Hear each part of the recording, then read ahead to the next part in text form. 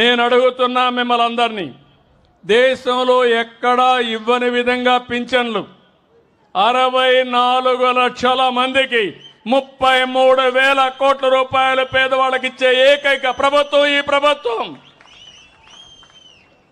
4,000 మన తర్వాత ఇచ్చేది తెలంగాణలో 2,600 లేకుంటే 2,006 రూపాయలు. అట్లా 4,000 ఇస్తున్నాం, 6,000 దివ్యాంగులకు ఇస్తున్నాం.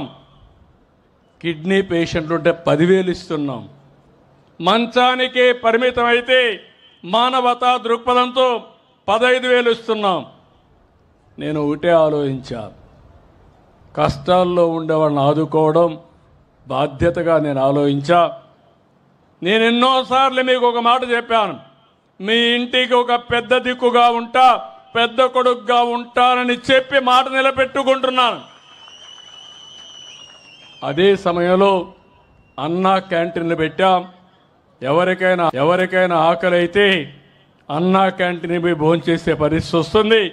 తొందరలో మీ గ్రామంలో కూడా అన్నా క్యాంటీన్ తప్పకుండా వస్తుంది.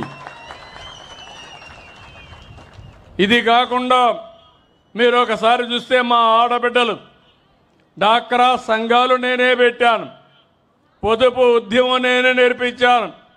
ఈరోజు మీ దగ్గర డబ్బులు ఉన్నాయంటే, గర్వంగా తలెత్తుకొని తిరగలుగుతున్నారంటే అది డాక్రా సంఘాలు నా మానస పుత్రిక అని చెప్పి కూడా నేను మీ అందరికీ తెలియజేస్తున్నా.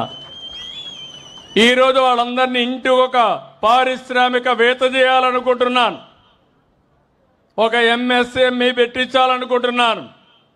ప్రత్యేకమైన ఈ సంవత్సరం 1,00,000 మంది మహిళల్ని పారిశ్రామికవేత్తలుగా చేసే బాధ్యత తీసుకున్నాం. ఇది కాకుండా ఇంకొక పక్కన దీపం నేనే పెట్టా. ఆ రోజు ఆలోచించాను, మా తల్లి కట్టెల పొయ్యితో బాధపడేది, పొగంతా కడుపులో వచ్చేది. చిన్నప్పుడు నేను చూశాను. నా తల్లి పడిన బాధ నా చెల్లెళ్ళు అక్కలు ఎవరు పడకూడదనే ఉద్దేశంతోనే 96-97లోనే దీపం కనెక్షన్ ఇచ్చాను, వంట గ్యాస్ సిలిండర్లు ఇచ్చా.